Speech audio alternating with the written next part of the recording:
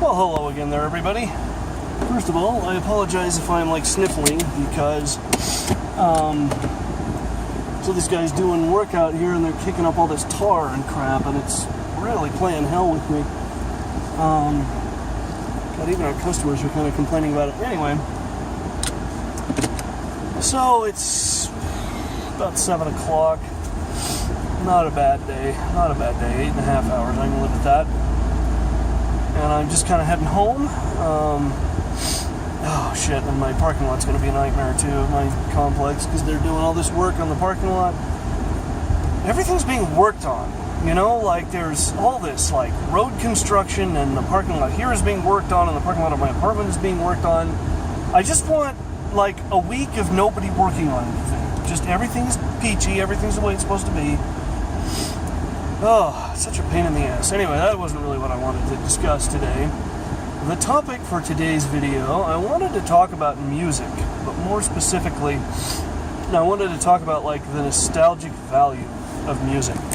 Because I think everybody has that album or that song that whether it's a good song or not, whether it's a good album or not, is kind of a moot point, because it's impossible to separate out the nostalgia,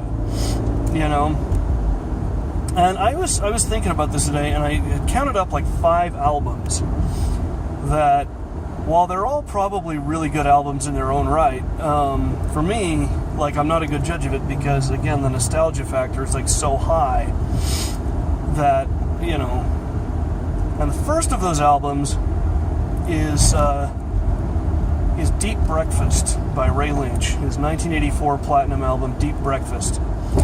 And Ray Lynch is an interesting one because he did these albums. I think his last one was in 1993.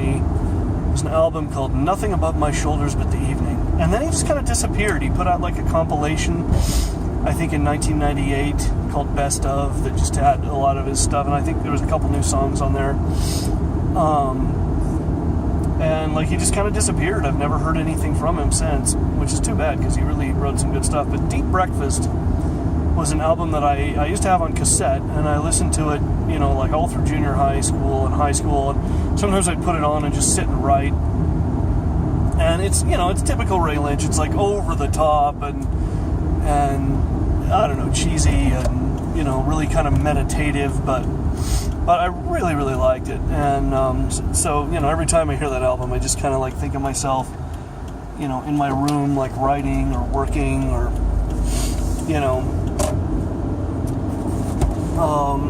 that's just kind of, I don't know, it just kind of brings me back to that place and some of the books I was working on at the time and stuff. So that's one. And then a little bit later on, when I kind of started discovering rock music, I got really into They Might Be Giants. So another album that's really kind of nostalgic for me is John Henry. And John Henry's an interesting album because it was They Might Be Giants. It was the first time they had a brass section and an actual drummer, and they actually clearly spent some money on it, that they hadn't spent before because they finally had it to spend. They could do an album with really high production values. And the first time I heard John Henry, I wasn't that crazy about it. The first time I heard it when I was probably 16, 17. I was just kind of I don't know, they just missed it with this one. There was a couple of songs on there that I liked, and then the rest of it was nah, I don't know. And the more I listened to that album, the more I just fell in love with it. And it became one of my favorite albums of all time. I just, every song and the transitions from song to song are just absolutely perfect. Just everything they do, the whole mood, it's kind of a dark album in some ways, but it's also kind of goofy and silly in some ways, and I guess a lot of their albums are like that, but I think John Henry more than most, and it probably comes as close as they ever came to being a conventional rock album, just kind of a typical 90s rock album. And I love the cover art. The cover art was it was just this girl sitting in a field with surrounded by trees and stuff. So it was really just, I don't know, and it was very photographic, it wasn't illustrated or anything. Anyway, So that's another one. I hear that album and I just think about like driving around in high school in my old Honda, listening to that album, or driving to and from work or whatever. And I think it was one of, if not the first album I ever owned on CD. It was actually my sister's, and she gave it to me because she was like not that into it. So that was like one of the first albums I ever owned on CD. Then the third album is Men Without Hats, Pop Goes the World. And Pop Goes the World was kind of the opposite of John Henry in that this was after high school, and I was working and actually starting to feel good about my life for the first time ever.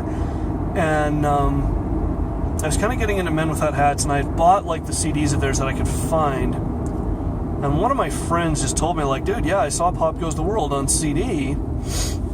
At I can't even remember where it was, Gray Whale, I think, some CD shop somewhere. So I went and bought it, and from the first second, like just from beginning to end, first time through, I just absolutely fell in love with it. It's just such an incredible album, just a beautiful album. It's one of those, because everybody's familiar, or I don't know, most people are probably familiar with the song Pop Goes the World. But the album, it's just like, it's a musical journey. It just like takes you on this trip, and it's a fairly short album. I don't think it's more than about half an hour long all the way through, but it's just such a great musical trip, and it just kind of goes on and doesn't let up until the very end. And it's just, every song on there is just absolutely excellent. And so that's an album, I used to listen to it like going home at lunch or going to and from work. I used to go home for lunch a lot because I had a full hour, so I'd like go home and eat a sandwich real quick and then come back to the office. Spent probably most of my lunch hour at travel time, but whatever. And it was again, like now every time I hear that album, that's just kind of what I think of. And that was when I had my Prelude. Oh, how I loved that little car. What a ridiculous car that was, and I just loved it. But, I picture myself, like, listening to that album with, like, the window down and the sunroof open and just, having a grand old time. So that one. Then years later, another album that now has, like, real serious nostalgic value for me is Nightbird by Erasure. That one came out in 2005. And that was, like, I had never really got into Erasure until 2005, and I don't know why, but, and it wasn't even that album that got me into them. I just started listening to a lot of their stuff, and I was like, oh wow, I really like their stuff. And actually, I think Erasure did their best stuff in the 90s. But again, Nightbird was one of those albums that took me a couple of listens to really get into. Because I hadn't even realized when I started listening to Erasure, like I kind of thought of them as an 80s band. It was like, oh, are they still around? Are they still doing stuff? And sure enough, they had just come out with this album, Nightbird. And I listened to it, and it was kind of hit or miss for me at first. It was like, there's some really good stuff on it, and I don't know. And again, it just kind of like with John Henry, it just kind of grew on me. And I don't know, I just really got to a point where I really, like with John Henry, I just started to just absolutely fall in love with it as an album. Just the whole feel of it, the way it's kind of a little bit darker and more melancholy than what, Erasure had done in the past, and was really kind of, it was also the first album they did that was entirely on computer.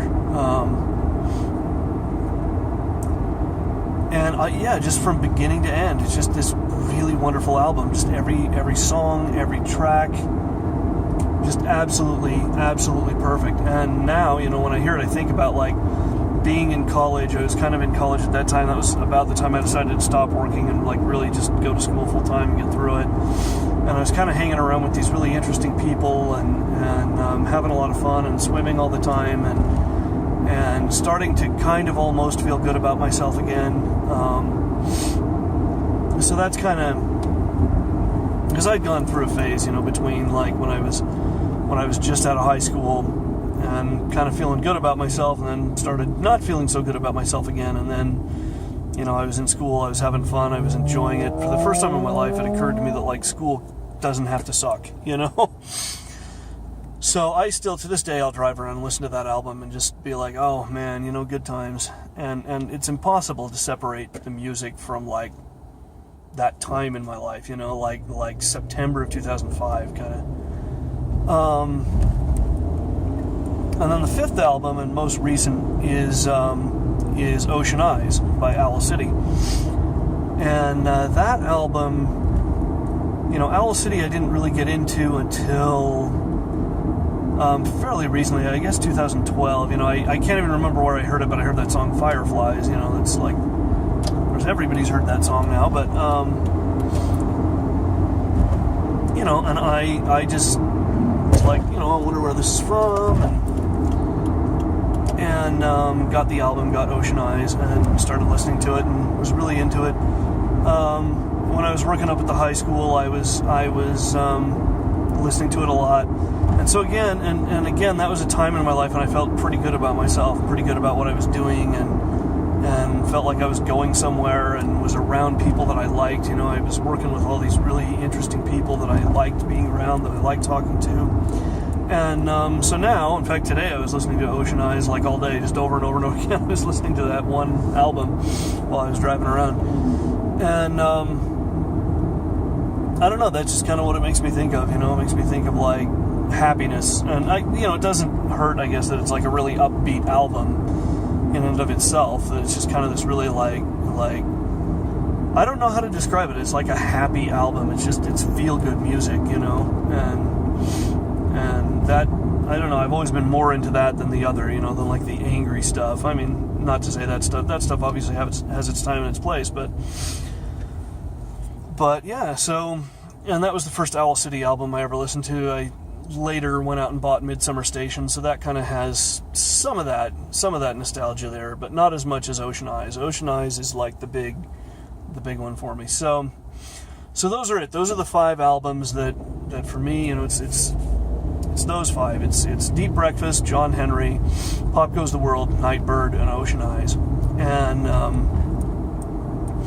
all really good albums, all very different albums, obviously.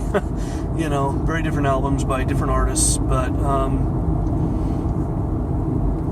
just and like I say, it's impossible, you know, if you ask me like, well, are they good albums in their own right? My answer would be yes. But at the same time, obviously, I don't have an unbiased or objective viewpoint because it's just